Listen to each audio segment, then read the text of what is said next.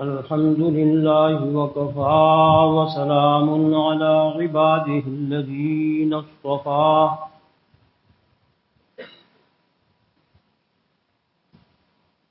خصوصا على سيد الرسل وخاتم الأنبياء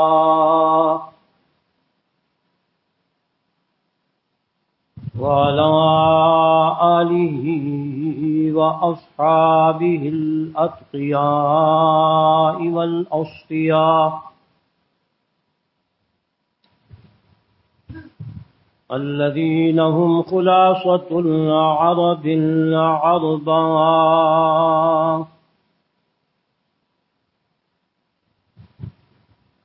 وخير الخلائق بعد الأنبياء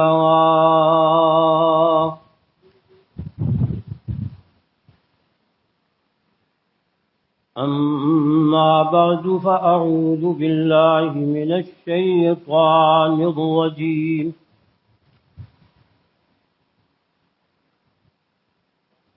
بسم الله الرحمن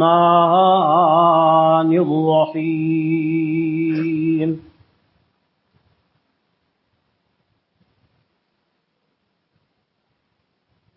واعتصموا بحبل الله جميعا ولا تفرقوا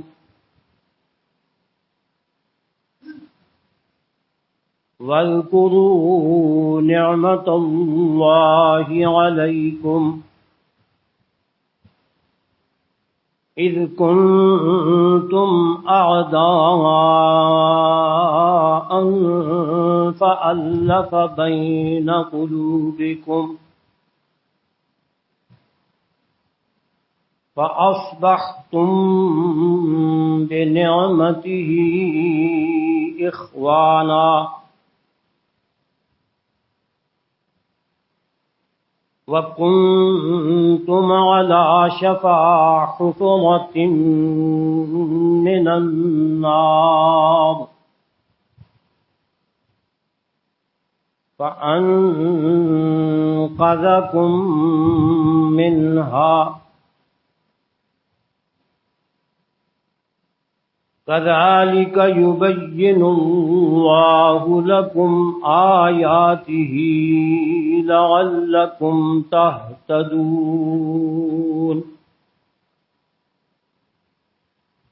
وقال الله تبارك وتعالى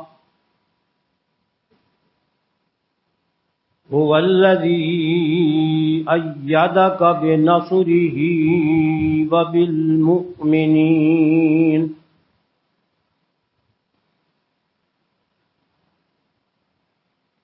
وألف بين قلوبهم لو أنفقت ما في الأرض جميعا ما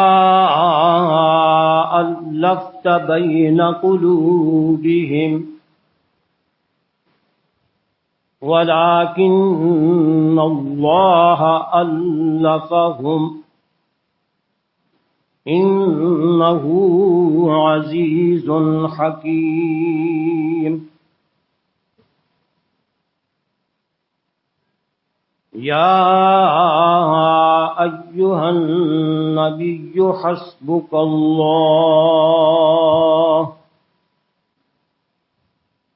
ومن اتبعك من المؤمنين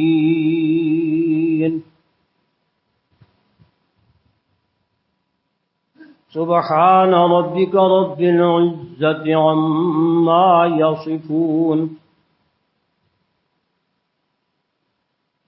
وسلام على المرسلين والحمد لله رب العالمين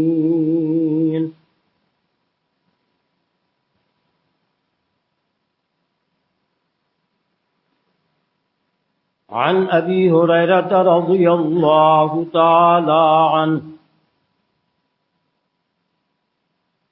قال قال رسول الله صلى الله عليه وسلم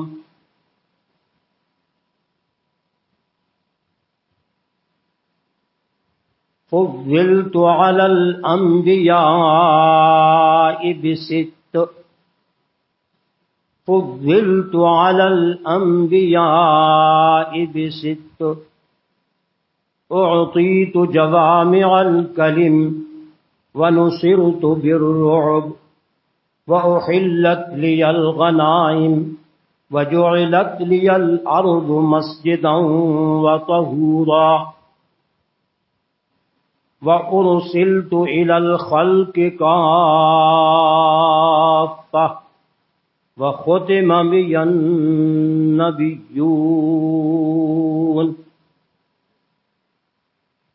وقال رسول الله صلى الله عليه وسلم سيكون في أمتي كذابون ثلاثون كلهم يزعم أنه نبي الله لا نبي بعدي ولا رسول بعدي. وقال رسول الله صلى الله عليه وسلم إذا رأيتم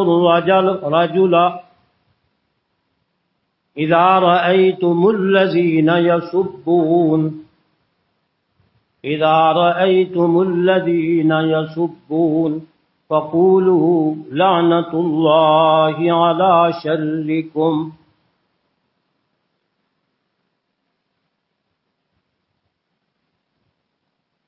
وقال رسول الله صلى الله عليه وسلم من عادى لي وليا فقد آذنته بالحرب أو كما قال رسول الله صلى الله عليه وسلم. يا رب صل وسلم دائما أبدا على حبيبك خير الخلق كلهم.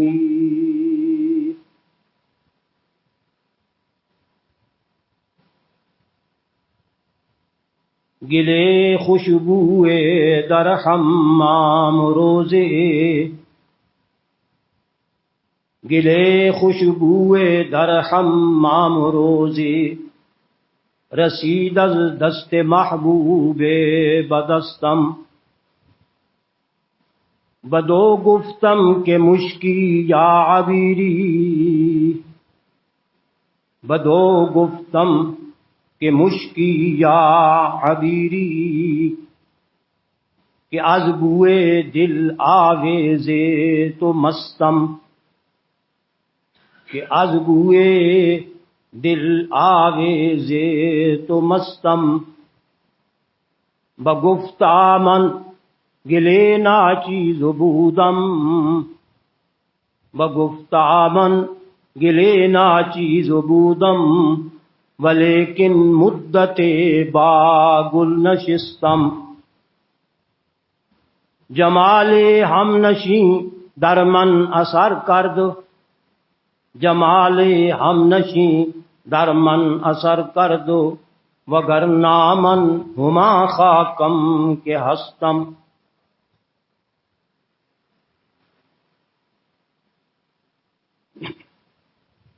ہری ہے شاخ تمنا ابھی جلی تو نہیں ہری ہے شاخ تمنا ابھی جلی تو نہیں دبی ہے آگ جگر کی مگر بجھی تو نہیں دبی ہے آگ جگر کی مگر بجھی تو نہیں جفا کی تیغ سے ہے گردن وفا شعاروں کی جفا کی تیغ سے ہے گردن وفا شعاروں کی کٹی ہے برسر میدان مگر جھکی تو نہیں.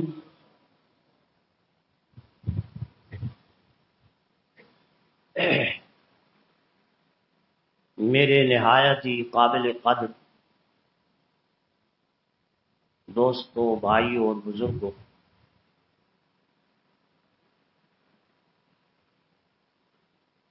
گزشتہ کئی جمعات سے آپ کے سامنے رسالت مآب فخر موجودات در یتیم امام الانبیاء جناب محمد الرسول اللہ صلی اللہ تعالی علیہ وآلہ وسلم کے آفتاب نبوت کے درخشندہ ستارے، جنہیں صحابہ کرام رضوان اللہ تعالی علیہم اجمعین کے نام سے معنون کیا جاتا ہے، ان کا تذکرہ خیر قرآن و سنت کی روشنی میں عرض کر رہا ہوں۔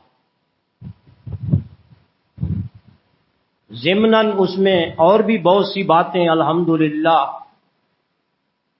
آ جاتی ہیں اور آئیں گی انشاءاللہ، کیونکہ ان کا تعلق بھی انہی یاران نبی رضی اللہ تعالی عنہ سے۔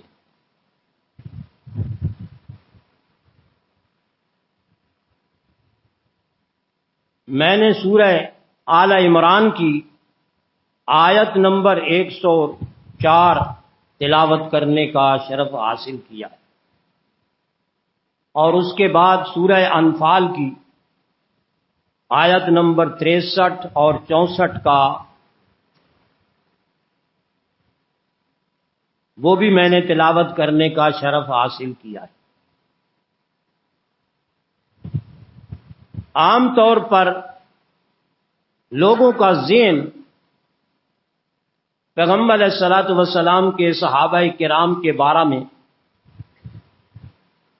تاریخی روایات کے سامنے رکھتے ہوئے یہ بن گیا ہے کہ بس ابتدا میں تو خلفائے راشدین نے جس طرح نظام چلایا، خلافتیں چلائیں، وہ تو درست تھا، لیکن بعد کے اندر لڑائیاں لڑ کے مسلمانوں نے اور خصوصاً صحابہ کرام نے دین کو نقصان پہنچایا معاذ اللہ۔ حالانکہ یہ بات جھوٹ اور بالکل غلط ہے۔ یہ جو آیات میں نے آپ کے سامنے پڑھی ہیں یہ برملا ان کا رد کر رہی ہیں۔ اب آپ کی مرضی کہ آپ ان آیات کو سامنے رکھ کر ان کے آپس کے اختلافات کو ختم سمجھیں اور ان کی آپس میں محبت اور پیار اور الفت جس کو قرآن بیان کر رہا ہے اس کو اپنے ذہن میں رکھ کر ان کو تنقید سے پاک سمجھیں کہ پتہ نہیں یار لوگوں نے کیا اس کے اندر گل کھلائے ہیں، کیسی کیسی تاریخ کو مسخ کیا ہے، کیسی کیسی غلط باتیں ان کے ذمے لگائی ہیں۔ قرآن پاک تو یہ کہہ رہا ہے کہ ان کا آپس میں کوئی اختلاف نہ تھا، سارے بھائی بھائی تھے۔ تو بھائی کا اور دشمن کا آپس میں کچھ تو فرق کریں یار۔ قرآن ان کو بھائی کہہ رہا ہے، اللہ بھائی کہہ رہا ہے آپس میں ان کو، اور میں اور آپ ان کو آپس میں دشمن بنا کر لڑا رہے ہیں۔ تو کون سی بات صحیح ہوگی؟ اللہ کے قرآن کی بات صحیح اور درست،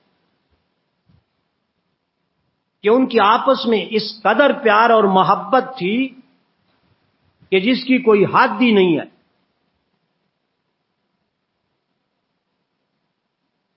وہ اپنا دشمن باپ بھی ہوتا اس کے مقابلے میں اپنے بھائی مسلمان صحابی کو ترجیح دیتے۔ باپ مشرک ہے، کافر ہے، بے دین ہے، تو اس کے مقابلے کے اندر ایک مسلمان غریب ہے صحابی، تو وہ اس کو اہمیت دیتے تھے، اپنے باپ کو، بیٹے کو، کسی کو بھی۔ میں نے آیت مبارکہ پچھلے جمعے آپ کے سامنے پڑھ کر سنائی کہ باپ بیٹے کنبہ قبیلہ سارا اسلام اور اسلام والوں کے مقابلے میں وہ ایک پرکا کے برابر بھی اس کو اہمیت نہیں دیتے تھے. وہ شمع رسالت کے ایسے پروانے تھے کہ آپ صلی اللہ علیہ وسلم کی ذات پر، قرآن پر، اللہ کے دین پر، اللہ کے نام پر وہ جان دینے والے تھے.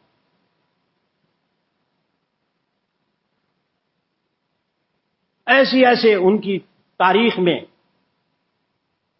واقعات موجود ہیں، احادیث میں واقعات موجود ہیں. اصل میں یہ تاریخ اور حدیث ان دونوں کا آپس میں آپ نے فرق کرنا ہے، کیونکہ مورخین نے، سیرت نگاروں نے دونوں کو اکٹھا پیش کر دیا ہے. بیچ میں ہی حدیثوں کو لے آئے ہیں، بیچ میں بھی تاریخی روایات کو بھی لے آئے ہیں. اب یہ میرا اور آپ کا کام ہے کہ چھانٹی کریں. جو قرآن و سنت اور حدیث کے یا قرآن کے خلاف روایتیں آ گئی ہیں تاریخ والی، ان کو نکال دیں، اور جو صحیح قرآن و سنت کے مطابق تاریخ ہے اس کو لیں، اس کے خلاف کو مت لیں. یہ قرآن کا کہنا یہ ہے، اللہ کا کہنا یہ ہے کہ میں اللہ یہ بیان کر رہا ہوں اور تم جناب تاریخ کے جمیلوں میں پڑھ کر میرے پیغمبر کے صحابہ پہ تنقید کر رہے ہو. یہ کہاں کا انصاف ہے؟ میں اللہ جس کا دین، جس کا قرآن، جس کے ہم سارے، آپ سارے، صحابہ سارے نبی اس اللہ کے،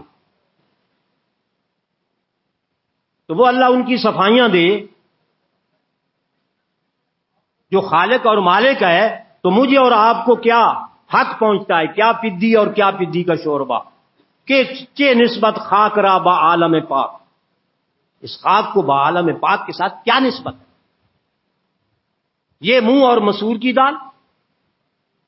دنیا جہان کی برائیاں، زناکاریاں، بدماشیاں، غلطیاں، بڑے بڑے کبیرہ گناہ، ہم اٹے پڑے ہیں ان سے. ہمارا معاشرہ انتہائی گندا اور کرپٹ ہو گیا. نہ دیانت ہے، نہ امانت ہے، نہ صداقت ہے، نہ معاملات کی درستگی ہے. اخلاق کا دیوالیہ نکل چکا ہے. بے پردگی اور بے حیائی اتنی پھیل چکی ہے جس کی کوئی حد ہی نہیں ہے. اور تنقید صحابہ پر، تنقید صحابہ پر، اتنی اونچی ہستیوں پر کہ جن کے معاملات دیکھیں، جن کے اخلاق دیکھیں، جن کی صفات دیکھیں، جن کی عبادات دیکھیں، اللہ کی توحید پہ ان کا نعرہ دیکھیں. اللہ اکبر. قرآن پاک نے ایک جملہ صرف ذکر کر رہا ہوں کہ جہاں ان کی خلافت کا ذکر کیا ہے کہ میں ان کو خلافت عطا کروں گا، مضبوط حکومت عطا کروں گا، اور وہ میرے دین کی خدمت کریں گے. وَلَيُمَكِّنَنَّ لَهُمْ دِينَهُمُ الَّذِي ارْتَضَىٰ لَهُمْ وَلَيُبَدِّلَنَّهُمْ مِن بَعْدِ خَوْفِهِمْ أَمْنًا. حکومت اس انداز کی کریں گے کہ مستحکم حکومت بنائیں گے، مضبوط حکومت بنائیں گے. کسی کو جرأت نہیں ہوگی ان کی حکومت اور خلافت کے مقابلے میں آنکھ اٹھانے کی بھی. عمل کرنا تو دور کی بات ہے، آنکھ بھی وہ پھوڑ دی جائے گی جو اسلام کے خلاف ان کے زمانے کے اندر اٹھتی تھی. آگے فرمایا خاص جملہ، یعبدوننی لا یشرکون بی شیئا. یعبدوننی، وہ صرف میری ہی عبادت بندگی کرنے والے ہوں گے، میری عبادت میں کسی کو شریک کرنے والے نہیں ہوں گے. اب حکومتوں کے حاکم خود مشرک ہیں، انہوں نے شرک کے خلاف آواز کہاں اٹھانی ہے؟ انہوں نے تو چادریں چڑھائی ہیں حضرت علی حجویری صاحب کے دربار پہ، اپنے فوٹو ہی لگوانے ہیں، شاباش ہی لینی ہے، ووٹ ہی لینے ہیں، مصنوعی اپنی عزتیں بنانی ہیں. آگے ہے نا حضرت علی حجویری صاحب کا عرس، پتہ نہیں عرس کہاں سے یہ نکلا. مرے ہوئوں کا عرس ہوتا ہے، عرس کا معنی تو خوشی ہوتا ہے. ان کے مرگ پر یہ خوشی منا رہے ہیں کہ شکر ہے مرا ہے ہمارا بزرگ. ان کی تعلیم تو ہے ہی نہیں، عمل کے اندر، کردار کے اندر، اخلاق کے اندر جو تعلیم انہوں نے دی ہے، جو وہ دے کر ہمیں گئے ہیں، ایک ذرے کے برابر بھی اس پر عمل نہیں ہے. 1 to all ان کی یعنی کہ اس کے خلاف تعلیم کے خلاف عمل ہو رہا ہے. ان کی ذات اس سے بے گناہ ہے, مبرہ ہے. وہ واقعی اللہ کے ولی تھی, ان کی کتابوں سے حالات سے پتہ چلتا ہے, مگر دنیا جہان کا شرک آج وہاں ہو رہا ہے اور اس کی سرپرستی ہمارے حاکم کرتے ہیں, ہمارے گورنر کرتے ہیں, ہمارے وزیر اعلیٰ کرتے ہیں, ہمارے بڑے بڑے افسر کرتے ہیں اور پھر فخر کرتے ہیں اس کو. یعنی شرک کی تائید میں فخر ہو رہا. کیا بنے گا؟ لیکن ان کی حکومت کے بارے میں اللہ نے کیا فرمایا؟ یعبدوننی لا یشرکون بی شیئا. جب ان کی حکومت اور خلافت ہوگی یا ان جیسی حکومت اپنانے والے ان کے اچھے کارندے, ان کے ماننے والے تابعدار ہوں گے, وہ بھی ایسا ہی کریں گے کہ وہ صرف میری عبادت کی طرف لوگوں کو بھی دعوت دیں گے, خود بھی میری عبادت اور بندگی کریں گے. لا یشرکون بی شیئا. دنیا جہان کی کسی چیز کو بھی اللہ کے ساتھ شریک نہیں ٹھہرائیں گے. نہیں.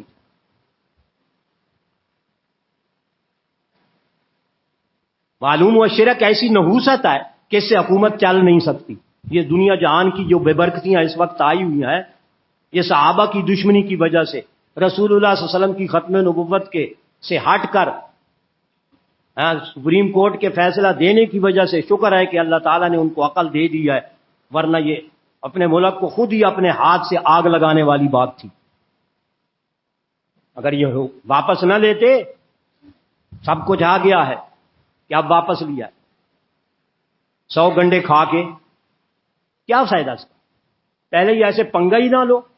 تمہیں پتہ نہیں ہے کہ اس کے بارے میں مسلمان اتنے حساس ہیں, چاہے ہم جتنے بھی گناہ گار ہیں, جتنے بھی غلط کار ہیں, رسول اللہ کی ختم نبوت پر, صحابہ کرام کی عزت پر آنچ دینے والا, اپنا برداشت کرنے والا مسلمان نہیں. وہ مسلمان ہو ہی نہیں سکتا. لا یؤمن احدکم حتی یکون ہواہ تبعا لما جئت به.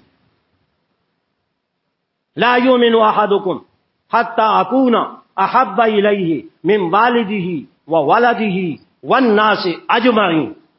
وہ بندہ مومن مسلمان ہو ہی نہیں سکتا جس کی خواہشات اس دین کے مطابق نہ ہوں جو میں اللہ کی طرف سے لایا ہوں. اس کی ساری خواہشات دین کے مطابق ہونی چاہیے.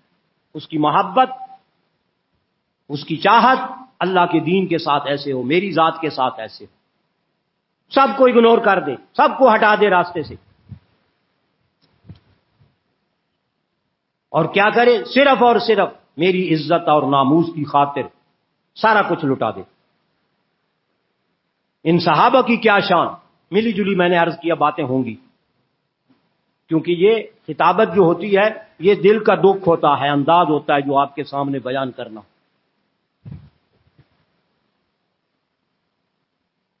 رسول اللہ صلی اللہ علیہ وسلم کے سارے صحابہ, میں نے پہلے بھی شاید عرض کیا تھا لیکن وہ انداز دوسرا تھا, اب دوسرے انداز سے عرض کر رہا ہوں کہ جب صحابہ کرام آپ کا تذکرہ مبارک کرتے تھے یا آپ سے گفتگو کرتے تھے, کوئی بھی بات کرتے تھے, ہر ایک صحابی کی زبان پر ایک کلمہ ہوتا تھا. آپ بھی یاد رکھ لیں اور مجھے اور آپ کو یہ کلمہ آپ کے تذکرے کے ساتھ ساتھ ضروری کرنا چاہیے. جیسے ہم صلی اللہ علیہ وآلہ وسلم پوری محبت سے, پیار سے یہ کلمات کہتے ہیں, وہاں اس کلمات کا اضافہ ہونا چاہیے. یہ صحابہ کی اتباع ہے. صحابہ کیا کرتے تھے؟ اللہ کے رسول صلی اللہ علیہ وسلم کو خطاب کرتے ہوئے, بات کرتے ہوئے کہ فداہ ابی و امی, فداہ ابی و امی, اے میرے پیارے پیغمبر صلی اللہ علیہ وسلم, میرے ماں باپ, میرے سارے خیش و اقارب آپ کی ذات پہ قربان ہوں. اتنی محبت اللہ کے نبی صلی اللہ علیہ وسلم سے صحابہ کو تھی کہ ہر ایک صحابی کی زبان پہ یہ ورد کے طور پر, وظیفے کے طور پر تھا. جہاں وہ صلی اللہ علیہ وسلم کہتے تھے وہاں ساتھ یہ بھی کہتے تھے فداہ ابی و امی, میرے ماں باپ آپ پر قربان. اب تھوڑا پلٹتے ہیں اس کو.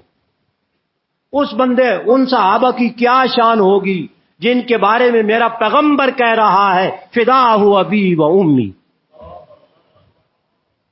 انہی صحابہ میں سے ایسے صحابہ ہیں جن کے لیے رسول اللہ صلی اللہ علیہ وسلم کی زبان مبارک سے یہ کلمات نکلے جو صحابہ آپ کے لیے استعمال کرتے تھے، آپ نے یہی کلمات اپنے صحابہ کے بارے میں استعمال کیے۔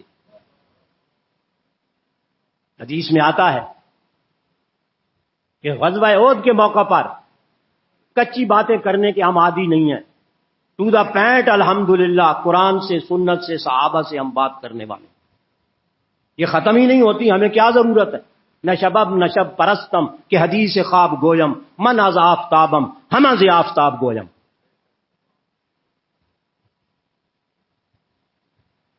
اللہ اکبر۔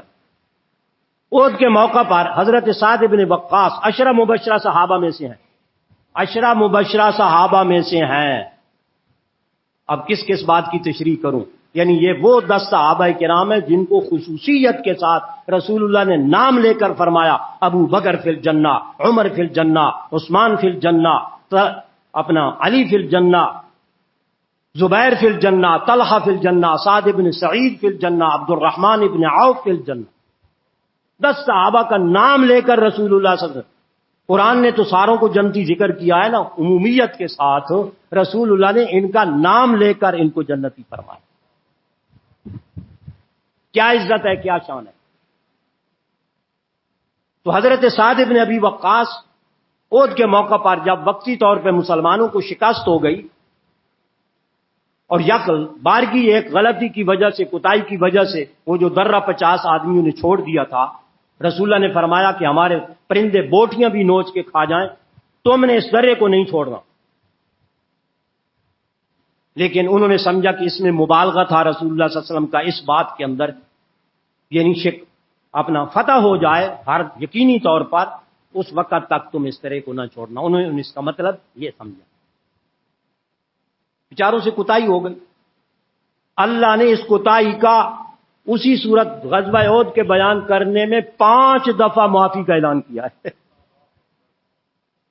غلطی بیچاروں سے ہو گئی، کوتاہی ہو گئی، 5 مرتبہ اللہ نے فرمایا، اور خود رسول اللہ کو بھی حکم دیا، فاعف عنہم واستغفر لہم وشاورہم فی الامر۔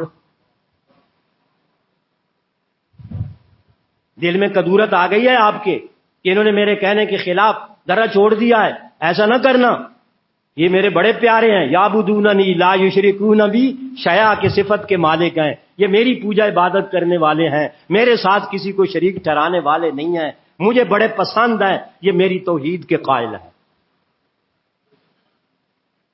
اس واسطے اگر ان سے کوتاہی ہو گئی ہے تو فاعف عنہم، میں اللہ کہہ رہا ہوں ان کو معاف کر دو۔ یار حد نہیں ہو گئی،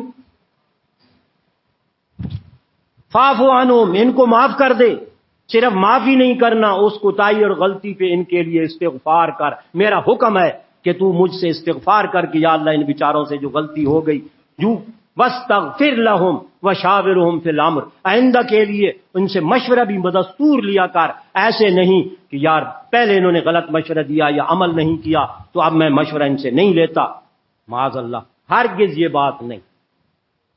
3 باتیں اللہ نے فرمائی، فاعف عنہم واستغفر لہم وشاورہم فی الامر۔ جب مشورہ ہو جائے، فاذا عزمت فتوکل علی اللہ، جب سارے مشورہ کر لو صحابہ سمیت، آپ نے تنہا مشورہ تو ہوتا ہی باہم ہے نا، تو ایک بندہ تھوڑا فیصلہ کرتا ہے، فیصلہ تو جناب ہی کرتے تھے لیکن مشورہ سب سے لیتے تھے۔ تو حضرت سعد بن ابی وقاص جب وہ وقتی شکست ہوئی، یہ رسول اللہ کے قریب تھے، جو آپ کی حفاظت پر مامور صحابہ ہوتے تھے ان کی جماعت الگ ہوتی تھی، کہ جو رسول اللہ کی محض حفاظت پر مامور ہوتے تھے، تو یہ ان میں حضرت علی رضی اللہ تعالیٰ عنہ بھی تھے، حضرت سعد بن وقاص بھی تھے، حضرت ابو بکر صدیق بھی تھے رضی اللہ تعالیٰ عنہ، حضرت عمر فاروق بھی تھے، یہ سارے حضرات اس کے اندر موجود تھے۔ تو سعد بن وقاص رضی اللہ تعالیٰ عنہ رسول اللہ صلی اللہ علیہ وسلم ایک گڑھے کے اندر گر گئے معاذ اللہ، اور آپ کو بڑی زبردست چوٹ آئی، خود مبارک چپ گیا، پنڈلی مبارک زخمی ہو گئی، اور رسول اللہ صلی اللہ علیہ وسلم نے حدیث کے الفاظ ہیں، کیف یفلح قوما شجوا رأس نبیہم وہ قوم کس طرح فلاح پائے گی جس نے اپنے نبی کے سر کو زخمی کر دیا؟ شجو رأس نبی یہ ہے. بلکہ حدیث میں یہ بھی آتا ہے کہ غشی آ گئی جناب کو، وقتی طور پر غشی آ گئی اس گرنے کے ساتھ اور اس زخم ہونے کی وجہ سے، زخمی ہو جانے کی وجہ سے. تو اس وقت حضرت سعد آپ کے قریب تھے، وہ دفاع کر رہے تھے، تیروں پہ تیر چلا رہے تھے. تو رسول اللہ نے اس وقت فرمایا تھا، وہ بات بھولے نہیں، فداہ ابی و امی. اس وقت رسول اللہ نے فرمایا ارم یا سعد، ارم یا سعد، ارم یا سعد، فداہ ابی و امی. پھینک رہے سعد، بار بار پھینک ان دشمنوں پر، مخالفوں پر، دشمنان اسلام پر، کافروں پر، مشرکوں پر تیر بار بار پھینک، دفاع کر اسلام کا، میرا، سارے مسلمانوں کا، دین کا. ارم یا سعد، ارم کا معنی رمی کرنا، اور رمی کرتے ہیں نا، آج پہ جاتے ہیں تو رمی کرتے ہیں، رمی کا معنی پھینکنا ہوتا ہے، کنکریاں پھینکتے ہیں. ارم اس میں سے فعل امر ہے، پھینک پھینک، ارم یا سعد. اور حضرت سعد فرماتے ہیں اللہ کی قسم آج لوگ مجھ پہ، ہم پہ اعتراض کرتے ہیں، ہم تو اس وقت اسلام کے خادم تھے کہ جب کہ کوئی تیر چلانے والا نہیں تھا، سب سے پہلے اسلام کی خاطر تیر چلانے والا سعد بن وقاص تھا.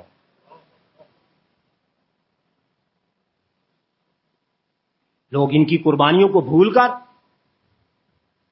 اللہ معاف فرمائے، ان کو پتہ نہیں کیا سے کیا وہ سمجھتے، یہ تو مقدس ترین جماعت تھی، اس سے مقدس ترین کائنات کے اندر ایسی کوئی جماعت نہیں. صرف اس امت میں نہیں، آدم علیہ الصلوۃ والسلام سے لے کر اس امت کے افراد تک، پیغمبر کے صحابہ سے بڑا شان والا کوئی گزرا ہی نہیں، نہ کوئی قیامت تک ہوگا. اسی قرآن میں نہیں ہے کنتم خیر امۃ اخرجت للناس تأمرون بالمعروف وتنہون عن المنکر وتؤمنون باللہ، تم ہی بہترین امت ہو. آپ نے فرمایا انا خاتم النبیین وانتم آخر الامم، میں اللہ کا آخری نبی اور پیغمبر ہوں اور تم میری آخری امت ہو. جس طرح میرے بعد نبی کوئی نہیں آئے گا، تمہارے بعد کوئی امت نہیں آئے گی. اور امت کے سب سے بڑے افراد صحابہ تھے پہلے نمبر پہ. کنتم خیر امۃ اخرجت للناس.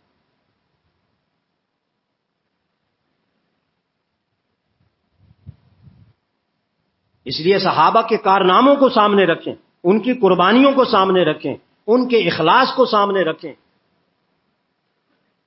جہاں بھی ان کے اعمال کا تذکرہ آیا، ایک بات قرآن نے بار بار نقل کیا ہے.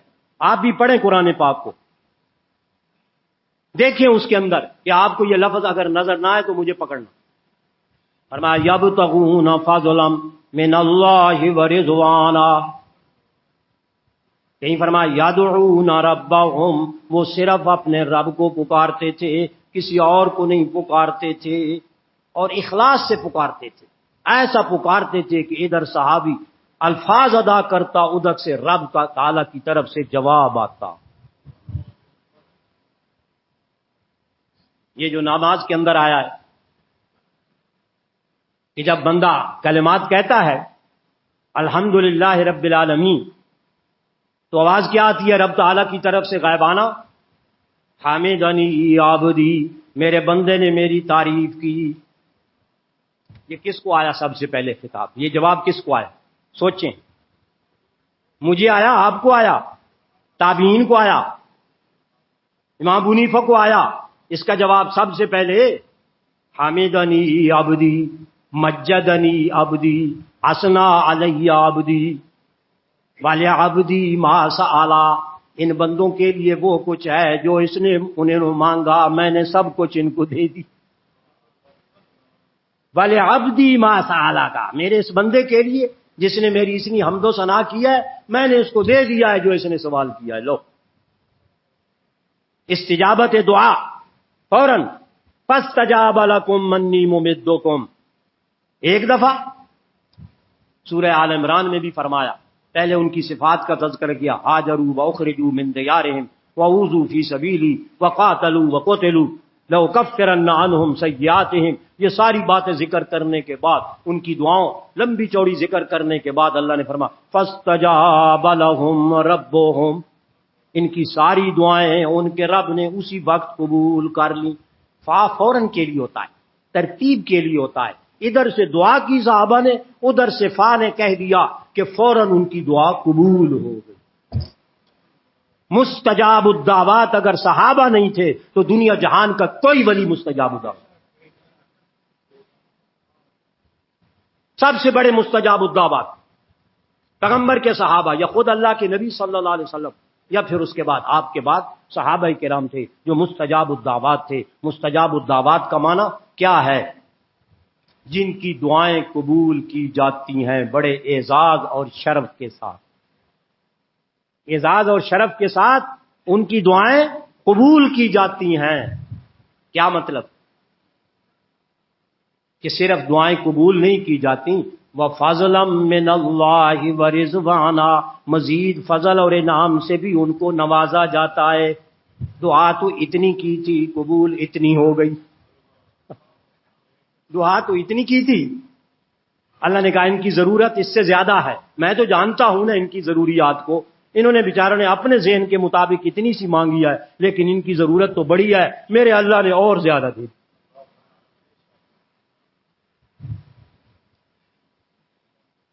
ان ہستیوں پر اعتراض، اور ظالموں کچھ تو انصاف کرو، اپنے کردار کو دیکھو، اپنے اخلاق کو دیکھو، اعمال کو دیکھو، پھر پیغمبر کے صحابہ کے ان کارناموں کو دیکھو، دونوں کا مقابلہ کرو۔ خدا کی قسم اگر ذرہ تمہارے اندر حیا اور شرم ہے تو ڈوب کے مر جاؤ اعتراض کرنے والوں۔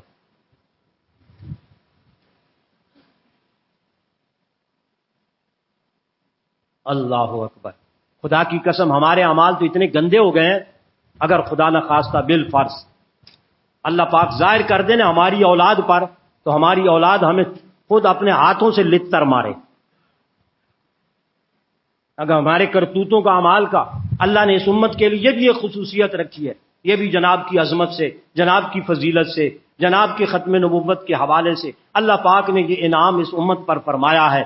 پہلے لوگ جب گناہ کرتے تھے تو ان کے دروازے پہ لکھ دیا جاتا تھا، حدیث میں آتا ھذا بیت الزانی، یہ زانی کا گھر ہے، ھذا بیت السارق، یہ چور کا ڈکیت کا گھر ہے، ان کے گھروں پہ لکھ دیا جاتا۔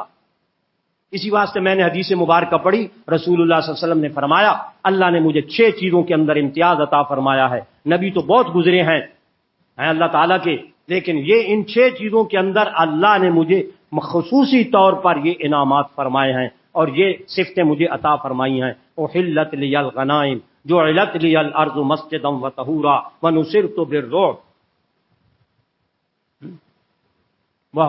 وختم بی النبیون ارسلت الی الخلق کافہ۔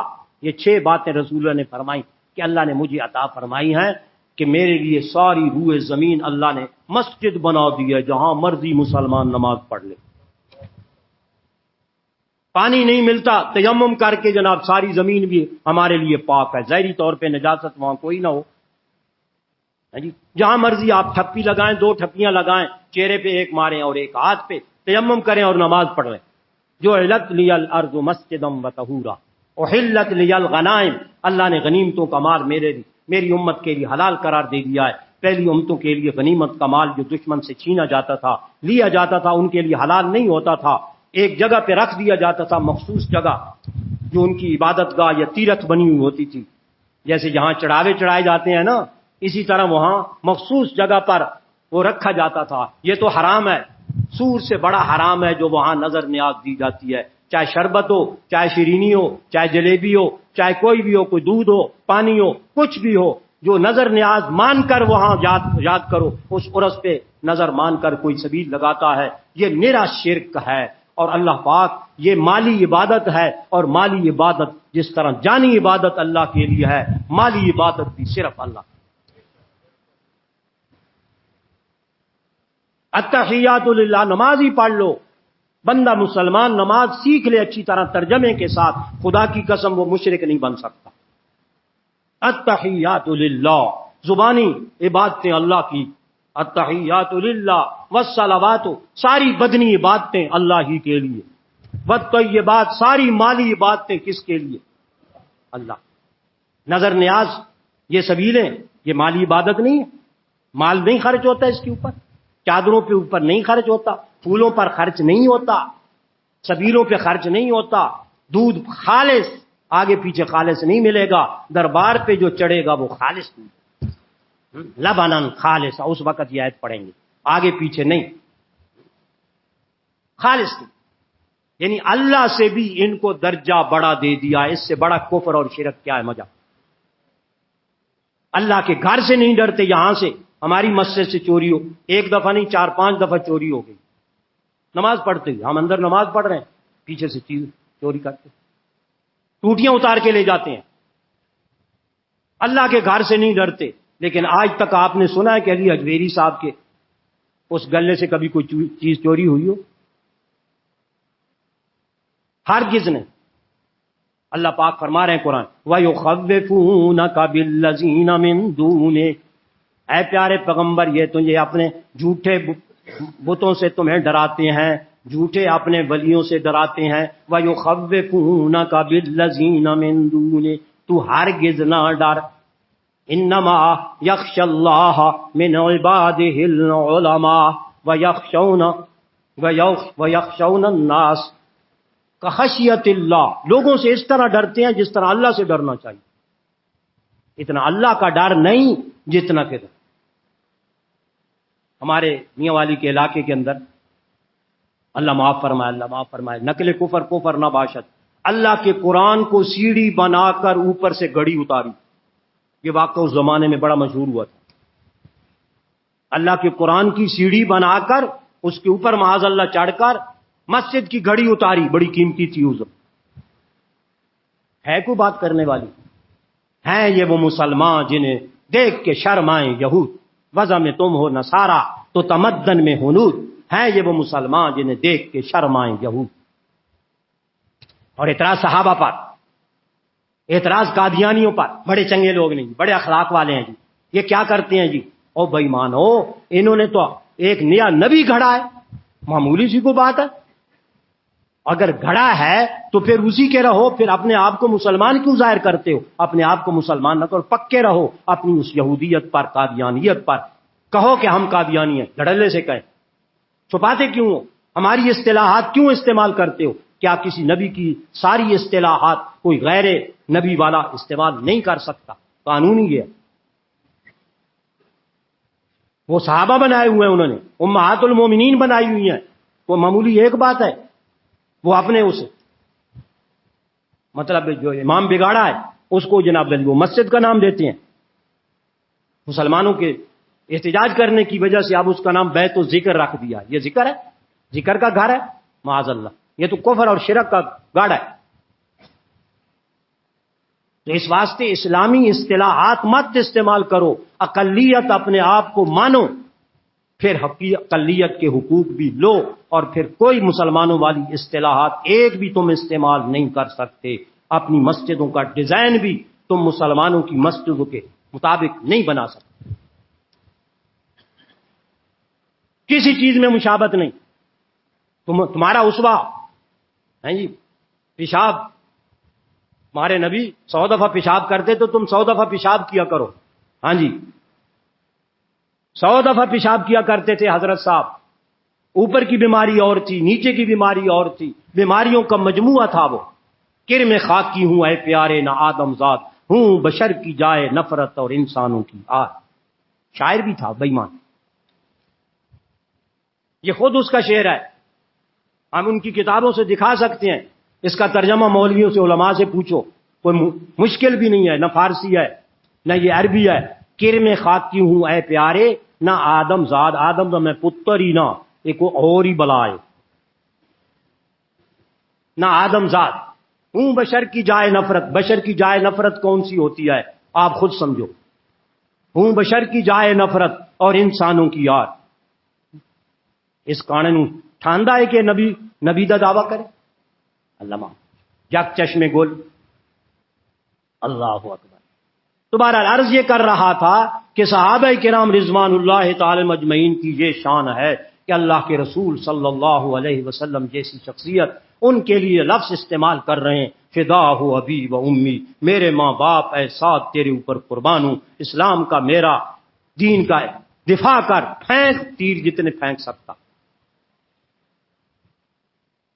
اس واسطے قرآن کی جو میں نے آیات پڑھی اب ان کا تھوڑا سا ترجمہ کر کے ختم کرتا ہوں۔ اللہ نے فرمایا کہ اسلام سے پہلے تم سارے کے سارے آپس میں ایک دوسرے کے دشمن تھے، تو آپ بھی دشمن ہیں۔ تقابل قرآن پیش کر رہا ہے نا، وَاعْتَصِمُوا بِحَبْلِ اللَّهِ جَمِيعًا، اے مسلمانوں، اے صحابہ، اس اللہ کے قرآن کو مضبوطی کے ساتھ پکڑ لو، اس پر عمل کرو، اس کو اپناؤ۔ وَاعْتَصِمُوا بِحَبْلِ اللَّهِ جَمِيعًا، کسی موقع پہ انشاءاللہ اس کی تشریح کروں گا۔ ہر ایک فرقہ اس کو تو پڑھتا ہے لیکن اس کے مطابق تشریح نہیں کرتا۔ وَاعْتَصِمُوا بِحَبْلِ اللَّهِ جَمِيعًا وَلَا تَفَرَّقُوا، آپس میں اب اختلاف نہ کرو، وَاذْكُرُوا، یاد کرو، وَاذْكُرُوا، یاد کرو، اور زمانہ کفر و زمانہ شرک کو یاد کرو، نعمت اللہ علیکم، کہ اب اللہ تعالیٰ نے اسلام کی دولت سے تمہیں مالا مال کر کے تمہیں اپنے احسان سے نواز دیا ہے۔ وَاذْكُرُوا نعمت اللہ علیکم اذ کنتم اعداء، اعداء عدو کی جمع، عدو میں نہیں دشمن، اعداء اس کی جمع ہے، جب تم آپس میں ایک دوسرے کے کیا تھے، دشمن تھے۔ یہ صحابہ کو خطاب ہو رہا ہے، کسی اور کو نہیں، کیونکہ ان کے سامنے قرآن اترا نا، اس وقت یہ آیت آئی اذ کنتم اعداء، جب تم ایک دوسرے کے جانی دشمن تھے، اللہ نے کیا کیا، فألف بین قلوبکم، تمہارے دلوں میں اللہ نے الفت ڈال دی، محبت ڈال دی، تمہارے دلوں کو آپس میں جوڑ دیا۔ اسی سے لفظ مؤلف ہے، جو کتاب لکھتا ہے نا ہوتا ہے مؤلف فلانا، یعنی اس کتاب کو لکھنے والا مؤلف فلانا ہے، تالیف لکھنا، تو یہ وہی لفظ ہے الف بین قلوبکم، اللہ نے تمہارے دلوں کو آپس میں جوڑ دیا۔ جوڑنا اور ٹوٹنا، دشمنی اور مخالفت، یہ بالکل الٹ ہے، تو قرآن کے بھی الٹ بنے گا۔ جو صحابہ کی دشمنیاں ثابت کرے وہ قرآن کی اس آیت کا منکر ہے۔ الف بین قلوبکم، اللہ نے تمہارے دلوں کو آپس میں جوڑ دیا ہے، الفت ڈال دیا اللہ نے تمہارے دلوں میں۔ صحابہ کو خطاب کیا جا رہا ہے، قوم کا خطاب ہے، قوم، تم، اس وقت تم صحابہ تھے۔ الف بین قلوبکم فاصبحتم بنعمتہ اخوانا، اب اس اللہ کے انعام کی وجہ سے تم سارے بھائی بھائی بن گئے ہو۔ حقیقی بھائیوں سے بڑھ کر تمہارا آپس میں بھائی پنا، بھائی چارہ رسول اللہ نے خود بھی قائم کیا تھا، اور وہ خود بھی اس کا احساس کرتے تھے کہ یہ مسلمان میرا بھائی۔ خدا کی قسم اتنی قربانی کسی قوم نے نہیں دی۔ لا تجد قوما یؤمنون باللہ، ایسی قوم کوئی نہیں دنیا جہان میں پاؤ گے کہ جنہوں نے ہر طرح کی قربانی دی۔ ایک خاص بات ذکر کرنے لگا ہوں، ایسے ایسے صحابہ بھی تھے کہ جن کی ایک سے بڑھ کر اس زمانے میں رواج تھا۔ اب بھی عرب کے اندر تو رواج ہے، ہمارے ہاں یہ رواج نہیں ہے، ایک سے زائد بیویاں کرتے تھے، دو دو تین تین چار چار بیویاں ہوتی تھی۔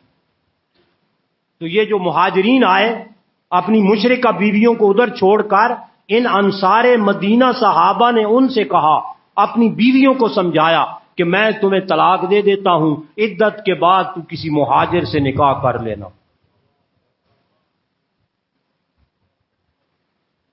میں تجھے طلاق دے دیتا ہوں، سمجھایا بجھایا، چلا چلایا گھر، اولاد۔ کوئی اپنے گھر کو اجاڑتا ہے؟ اتنی قربانی دیتا ہے عزت کی؟ یہ قربانی صحابہ نے دی ہے۔ ایسی ایسی مثالیں موجود ہیں کہ وہ بھی اللہ کی بندیاں، جس طرح صحابہ اسی طرح تھے تو ان کی گھر والیاں بھی اسی طرح اللہ کی بندیاں تھیں۔ انہوں نے بھی کہا ٹھیک ہے کوئی بات نہیں، ایک مہاجر کا میرے ذریعے سے گھر بستا ہے تو بس جائے۔ اللہ اکبر، اس نے اس سے خوشی کے ساتھ طلاق لے لی، عدت کے بعد مہاجر سے نکاح کر لی۔ دو مثالیں ایسی پیش کرو، اپنا کردار ایسا بناؤ پھر اعتراض کرو صحابہ پر جب تمہارا میرا ایسا کردار نہیں ہے تو خدا کے لیے ان کی جان چھوڑو اور ان پہ کوئی اعتراض نہ کرو، ان کو معصوم نہ سمجھو تو کم از کم محفوظ تو سمجھو۔ تو فرمایا الف بین قلوبکم فاصبحتم بنعمتہ اخوانا، تم آپس میں بھائی بھائی بن گئے ہو۔ آگے مزید فرمایا وکنتم علی شفا حفرۃ من النار، شرک کر کر کے، کفر کر کر کے، قبریں پوج پوج کر، بیت اللہ کے اندر 360 بت رکھ رکھ کر تم نے کیا کر دیا تھا کہ جہنم کے کنارے پہ پہنچ گئے تھے، مگر اللہ نے احسان فرمایا جہنم کے کنارے سے ہٹا کر تمہیں جنت میں داخل کر دیا۔ وَكُنْتُمْ عَلَى شَفَا حُفْرَةٍ مِنَ النَّارِ فَأَنْقَذَكُم مِّنْهَا، اللہ نے اس جہنم سے تمہیں نکال کر جنت میں داخل کر دیا۔ نُدْخِلُهُمْ جَنَّاتٍ تجری، قرآن میں اب وقت ہوتا تو میں آپ کو آیتیں سینکڑوں پڑھ کے سنا دیتا کہ اللہ فرماتے ہیں میں ان کو داخل کروں گا جنت، ادھر سے نکالا ادھر سے اللہ نے داخل کر دیا، ٹھیک ہے۔ اور دوسری جو میں نے آیات مبارکہ پڑھی آخری اس کا ترجمہ کر کے بات کو ختم کرتے ہیں، اللہ پاک یہاں بھی اسی آیت کے مطابق فرماتے ہیں۔ غزوہ بدر کا ذکر آ رہا ہے پیچھے، سارا سورہ انفال پوری سورہ بدر کا ذکر، اپنا غزوہ بدر کا ذکر ہے، اسی کے درمیان میں اللہ تعالیٰ نے یہ فرمایا والذی ایدک بنصرہ وبالمؤمنین، وہ اللہ ہی ہے جس نے تمہاری مدد کی بدر میں، کامیابی اسی نے دی تمہیں۔ اور پھر ظاہری عالم اسباب کے تحت اللہ نے بالمؤمنین، ان مسلمانوں کو تمہارے ساتھ لگا کر، تمہارے ساتھ ملا کر انہوں نے لڑائی کی، جہاد کیا، آپ بھی ان کے ساتھ تھے، یہ بھی آپ کے ساتھ تھے، اللہ نے ظاہری اسباب کے تحت ان کو ساتھ ملنے سے تمہیں فتح عطا فرمائی۔ وبالمؤمنین، میری خاص الخاص تو مدد تھی ہی تھی، وہ تو تھی وبالمؤمنین، ظاہری اسباب کے تحت ان مسلمانوں کو ہم نے آپ کے ساتھ لگا دیا ہے، ان کو ایمان کی دولت سے مالا مال کر کے تمہارے مطلب ساتھ محبت کرنے والا بنا دیا ہے۔ وبالمؤمن وَأَلَّفَ بَيْنَ قُلُوبِهِمْ، اللہ نے ان کے دلوں کے درمیان الفت ڈال دی۔ آگے بات سننے والی ہے بھائی، دل ہل جاتا ہے کہ اللہ کس طرح صحابہ کرام کی صفائی دے رہے ہیں اور رسول اللہ صلی اللہ علیہ وسلم کے اختیار کی نفی بھی فرما رہے ہیں کہ اللہ کے نبی خدا کے نبی اور رسول تھے، خدا نہیں تھے، معبود نہیں تھے۔ اللہ پاک فرما رہے ہیں لو انفقتا، ایسی محبت میں نے ان کے دلوں میں ڈال دیا ہے، اگر دنیا بھر کا سونا اور چاندی تم ان کے پیار کرنے میں، الفت ڈالنے میں، ان کے دلوں کو آپس میں جوڑنے میں تو خرچ کر دیتا، ان میں ایسی محبت پیدا نہ کر سکتا جس طرح میں نے اب ان کے دلوں میں تیری اور اسلام کی اور دین کی اور اپنی محبت ڈال دی۔ لو انفقتا، اگر تو خرچ کرتا، یہ تو کا خطاب رسول اللہ کو ہے، لو انفقتا، اگر تو خرچ کر لیتا نا، ما فی الارض جمیعا، جتنا کچھ بھی زمین پہ سونا چاندی جو کچھ بھی ہے وہ سارے کا سارا بھی تو خرچ کر ڈالتا، ما الفت بین قلوبہم، ان کے دلوں میں تو جوڑ محبت پیار پیدا نہ کر سکتا۔ اللہ نے ایسا جوڑ ان کے دلوں کے اندر پیدا کیا، اندازہ لگا۔ تو رحماء بینہم، وہ تو آپ سن ہی چکے ہیں کہ آپس میں رحیم دل تھے۔ اب یہ ساری باتیں قرآن والی وہ اس تاریخ کے کیا پڑھتی ہیں؟ خلاف پڑھتی ہیں۔ اس تاریخ کو جلا دو، ان واقعات کو ختم کر دو، اپنے ذہنوں سے نکال دو، اللہ کے قرآن کی اہمیت کو سمجھو کہ اللہ کا قرآن کس طرح ان کی صفائی دے رہا ہے۔ فرمایا لو انفقت ما فی الارض جمیعا ما الفت بین قلوبہم ولکن اللہ الف بینہم، صرف اللہ ہی نے، آپ نے نہیں، صرف اللہ ہی نے ان کے دلوں کے اندر الفت اور محبت ڈالی ہے۔ اس سے یہ بھی معلوم ہوا کہ جو ہمارے حضرات یہ کہتے ہیں کہ انبیاء صلحاء نیک بندے وہ کیا ہوتے ہیں جی؟ مختار ہوتے ہیں، مختار۔ اللہ پاک فرماتے ہیں نہیں، مختار صرف میں، مختار صرف میں ہوں، میرے اختیار میں سب کچھ ہے۔ نبی بھی میرے محتاج ہیں، ولی بھی میرے محتاج ہیں، کسی کو میں نے اپنی حکومت میں سے، بادشاہی میں سے ایک ذرے کے برابر بھی اختیار نہیں دیا۔ ربو کا یخلق ما یشاء و یختار، تیرا رب بھی تخلیق بھی وہی کرتا ہے، خالق بھی وہی ہے، مختار بھی وہی ہے، اس کے علاوہ اور کوئی نہ خالق ہے نہ کوئی مختار ہے۔ جب کوئی خالق اور مختار نہیں تو پھر پوجنے کے قابل بھی صرف وہی ہے، اس کے علاوہ اور کوئی پوجنے کے قابل نہیں۔ ربنا تقبل منا انک انت السمیع العلیم وتب علینا